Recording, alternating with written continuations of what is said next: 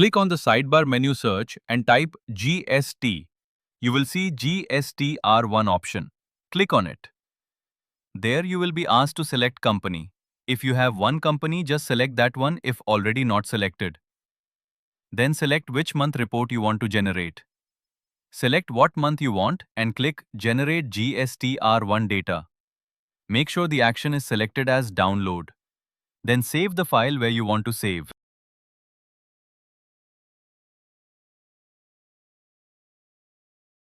Next again, click on the sidebar menu, search and type GST. You will see GSTR-3B option. Click on it. Then select which month report you want to generate. Select what month you want and click Generate GSTR-3B data. Make sure the action is selected as Download. Then at the top right corner there's a print icon. Click on it and it will ask you to print the page.